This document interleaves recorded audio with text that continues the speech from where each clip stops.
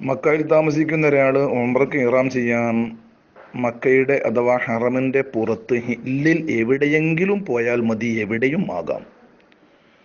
പക്ഷേ ഇന്ന് ടാക്സി ഡ്രൈവർമാർ ബഡ ഉംറ എന്നും വിളിച്ച് ജിഹ്റാനയിലേക്ക് കൊണ്ടുപോകാറുണ്ടല്ലോ.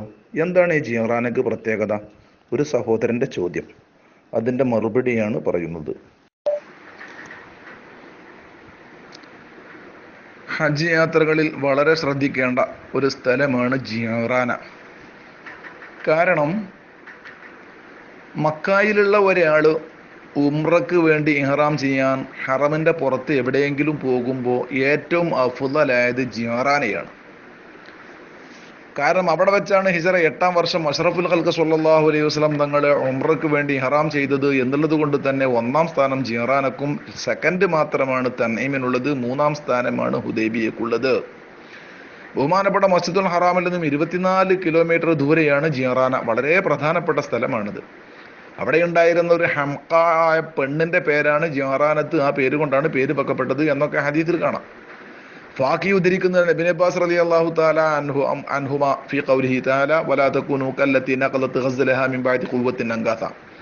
സൂറത്തുൻ നാലിലെ 92-ാമത്തെ ആയത്തിൽ ഒരു പെണ്ണ് നൂല് നൂറ്റതിന്റെ ശേഷം വൈകുന്നേരം അതെല്ലാം പിച്ചി ചീന്ത് കളയുമായിരുന്നൊരു വിഡ്ഢിപ്പെണ്ണ്, അതുപോലെ നിങ്ങൾ അമലുകളുടെ പ്രതിഫലം കളയരുത് എന്ന് പടച്ചതമ്പുരാൻ സൂറത്തുൻ നാല് 92-ൽ പറഞ്ഞ ആ ജിഹ്റാന എന്ന പെണ്ണിന്റെ നാടാണ്, അവളുടെ പേര് കൊണ്ടാണ് പ്രസിദ്ധമായത് എന്ന് പറയപ്പെടുന്നുണ്ട്.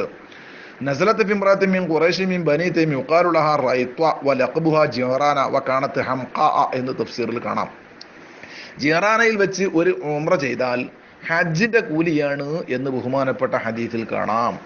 അതുകൊണ്ടാണ് ജിഹ്റാനയിൽ നിന്നുള്ള ഒരു ഉംറക്ക് ഹജ്ജിന്റെ പ്രതിഫലം എന്ന് ഹദീസിൽ വന്നതുകൊണ്ട് അവിടെ വെച്ചുള്ള ഇഹ്റാമിന് ഉംറക്ക് ബഡ ഉംറ എന്ന് പറയാറുണ്ട്.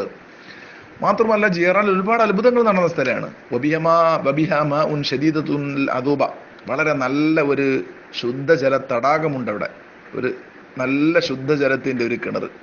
വഖീല അന്ന നബി സല്ലല്ലാഹു അലൈഹി വസല്ലം അഫറഹു ബി യദി ശരീഫത്തി ഫംബജസ വശരിബ മിൻഹു. ബഹുമാനപ്പെട്ട നബിയുടെ കൈ കൊണ്ട് ഇങ്ങനെ കുഴിച്ചിട്ട് ബഹുമാനപ്പെട്ട നബി ചെറിയൊരു കോല് കൊണ്ട് ഇങ്ങനെ കുത്തിയപ്പം അവിടെ ഉണ്ടായതാണ് ആ വെള്ളം എന്നൊക്കെ മുഇസത്തായിട്ട് വന്നതാണെന്നൊക്കെ ചരിത്രത്തിൽ കാണുന്നുണ്ട്. ബഹുമാനപ്പെട്ട ഇമാം ഷെർവാനി തങ്ങൾ 4-ാം വാള്യം 50-ാമത്തെ പേജിലും ഉംദത്തുൽ അബ്റാർ 24-ാമത്തെ പേജിലും ഇത് കാണാം.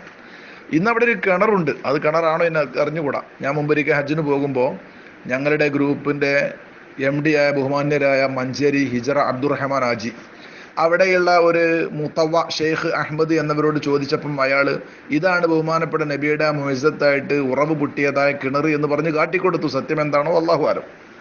ഏതായാലും വാത്തിമുൽ ഹജ്ജ വൽ ഉംറത ലില്ലാഹ് എന്നുള്ള സൂറത്തുൽ ബഖറയുടെ 196-ാം നമ്പർ ആയത്ത് ജിഹ്റാനിൽ വെച്ചാണ് ഇറങ്ങിയത് എന്ന് തഫ്സീറിൽ കാണാം. വളരെ പ്രസിദ്ധമായ ഒരു സ്ഥലമാകുന്നു ജിഹ്റാന. അവിടെ വെച്ച് ഉംറക്ക് ഇഹ്റാം ചെയ്താൽ വലിയ കൂലിയാണ്, ഹജ്ജിന്റെ കൂലിയാണ്. ചരിത്ര പ്രസിദ്ധമായ ഒരു സ്ഥലമാണ്.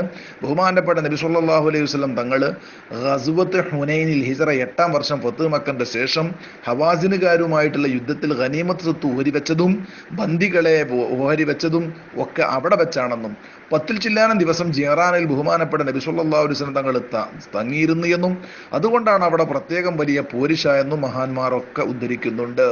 അല്ലാഹു തആല അവിടെ എത്തി പരിശുദ്ധമായ ഉംറക്ക് ഇഹ്റാം ചെയ്യാൻ, ഉംറകൾ വർദ്ധിപ്പിക്കാൻ, മഖ്ബൂലും മബ്റൂറുമായ ഹജ്ജ് ഉംറകൾ ചെയ്യാൻ നമുക്കൊക്കെ അല്ലാഹു തആല തൗഫീഖ് നൽകുമാറാവട്ടെ.